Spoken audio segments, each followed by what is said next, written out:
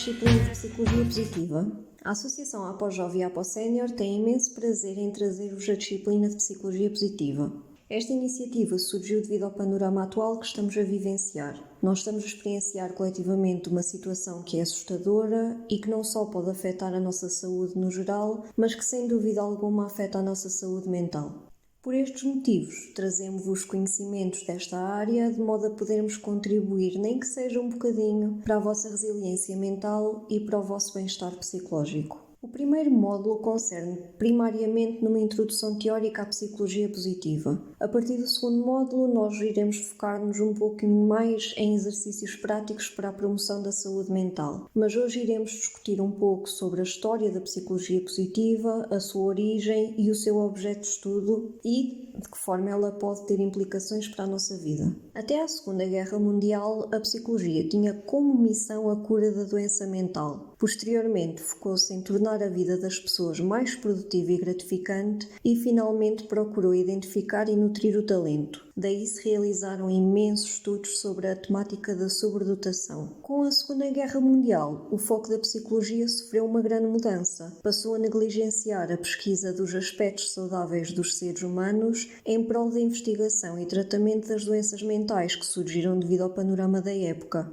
A necessidade de tratar os veteranos de guerra levou muitos psicólogos norte-americanos a dedicarem-se ao estudo de tratamentos de patologias, tendência essa que também se verificou na Europa. Esta mudança de foco trouxe inúmeros avanços relativamente ao tema da saúde mental, pois foram concebidos múltiplos instrumentos de avaliação e desenvolvidas terapias que desenvolveram a psicologia como área científica. Contudo, os temas ligados à psicologia humanista e o foco na positividade foram recebendo cada vez menos atenção. A psicologia positiva surgiu no final da década de 1990, portanto é uma área bastante recente. Ela surgiu por intermédio de Martin Seligman, um psicólogo americano, professor da Universidade da Pensilvânia e ex-presidente da Associação Americana de Psicologia. Este autor é conhecido mundialmente como o criador da psicologia positiva. É muitas vezes até chamado o pai da psicologia positiva, pois desenvolveu uma nova perspectiva para a psicologia com foco em fatores que contribuem para o bem-estar, ao invés do foco nos problemas dos pacientes. Mas o que é a psicologia positiva? Nós podemos defini-la como uma teoria que busca estudar os aspectos positivos do ser humano com o objetivo de tornar a vida das pessoas mais gratificante e prevenir doenças, assim como promover a saúde. Obter conhecimentos relativos a esta área torna-se atualmente particularmente útil devido à pandemia do Covid-19. Esta pandemia está a ter muitas implicações para a nossa vida, em específico o isolamento social, que afeta o nosso bem-estar psicológico. O objetivo da psicologia positiva prende-se com o principal objeto de estudo de Seligman, que começou por ser a busca pela felicidade e métodos de treino mental para pensar de forma mais positiva. Este autor defende que o foco em pensamentos e situações positivas propicia uma maior probabilidade das pessoas se sentirem felizes, mesmo que lidem com problemáticas típicas do cotidiano, assim como transtornos mentais. Contudo, este autor ressalva que a psicologia positiva não se opõe a tratamentos tradicionais. Ela apresenta-se ao invés como um complemento a estes. Martin Seligman também difundiu amplamente as ideias de resiliência. A resiliência consiste na capacidade de adaptação a situações desafiadoras, as chamadas adversidades, e o seu enfrentamento de modo positivo. O estudo da resiliência permite avaliar as forças e virtudes pessoais e, consequentemente, compreender que efeitos importantes produz na vida das pessoas por favorecer as suas potencialidades, tornando-as mais fortes e produtivas. Em módulos posteriores, nós iremos muito fazer exercícios práticos de modo a promover a resiliência. Com o desenvolvimento da psicologia positiva, Seligman procurava providenciar conhecimento relativo ao alívio de sofrimento, assim como a eliminação de condições debilitantes da vida. Este autor propõe que a psicologia deve possibilitar muito mais do que ferramentas de reparação, por assim dizer, do que está errado, devendo identificar e expandir o que existe de melhor nos indivíduos, de forma a que o reconhecimento das virtudes humanas possam contribuir para a prevenção de patologias e seus efeitos negativos. No entanto, depois de uma década a defender esta teoria, Martin Seligman mudou o foco do seu estudo. Previamente, ele acreditava que a psicologia positiva devia ter como objeto de estudo a felicidade e que o seu principal critério de avaliação, assim como principal objetivo, estariam relacionados com a satisfação geral com a vida. Este autor escreveu uma obra intitulada A Felicidade Autêntica, em que apresenta as suas ideias ligadas a estes aspectos. Atualmente, o autor defende que o tema primordial da psicologia positiva é o bem-estar. A sua principal variável de avaliação é o florescimento e o objetivo da psicologia positiva é aumentar esse mesmo florescimento. Mas porquê a mudança de foco? E aqui temos a temática da felicidade versus bem-estar. Já Aristóteles defendia que toda a ação humana visava encontrar a felicidade. Contudo, a felicidade é um termo que é tão simples e ao mesmo tempo tão complexo. Mas acima de tudo é impossível de avaliar com precisão. Nós sabemos que a felicidade é um sentimento subjetivo e por isso é tão difícil de ser definida. Há imensas definições para o termo de felicidade, portanto, para as áreas da ciência, da educação e da psicoterapia, a felicidade é um termo impraticável.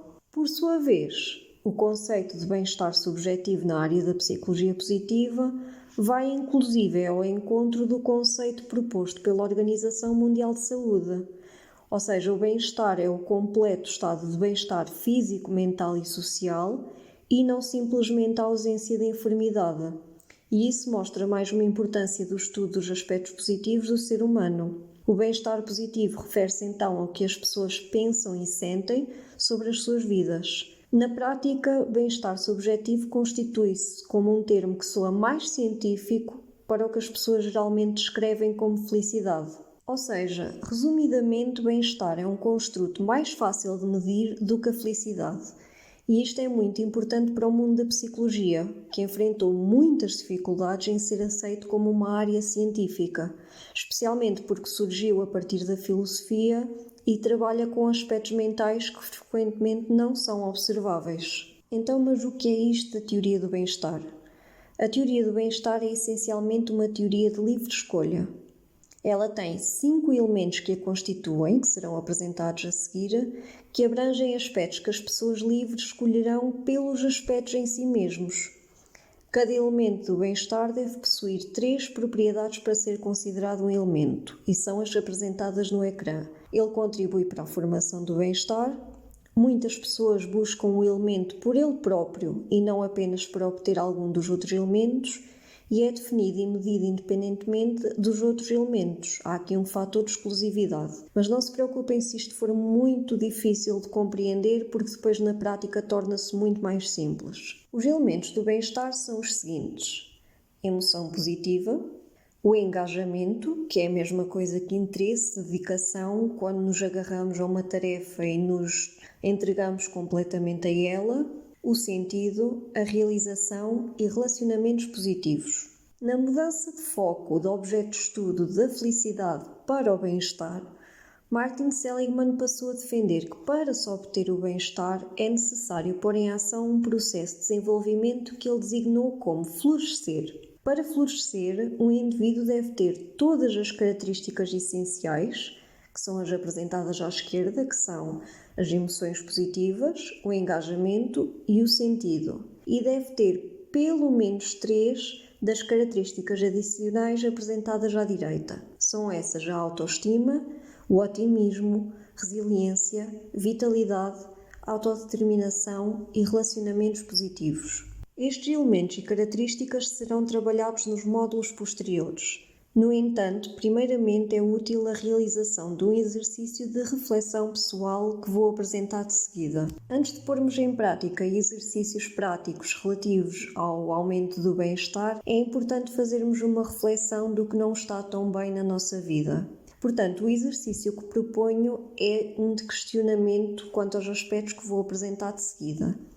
Eu aconselho até que escrevam as questões e as vossas respostas de forma a poderem refletir mais tarde, sempre que necessitarem, se houve um desenvolvimento em relação a estes aspectos ou não. As questões são as seguintes. Quanto à emoção positiva, pergunte-se, de um modo geral, o quanto se considera feliz e porquê? Quanto ao engajamento, pergunte-se, esforça-se por aprender sempre mais? Tem prazer em aprender coisas novas? Qual foi a última vez que se dedicou a aprender algo novo? E o que é que aprendeu? Relativamente ao sentido, pergunte-se, Sente que tem um propósito na vida? Se sim, qual é esse? Quanto à autoestima, não faça só uma análise das coisas negativas, é uma análise geral. Como é que se sente em relação a si mesmo e como é que se vê? Nós temos uma tendência para só vermos os aspectos negativos, porque pode ser um pouco difícil às vezes vermos as partes positivas de nós mesmos, mas não há qualquer vergonha neste trabalho.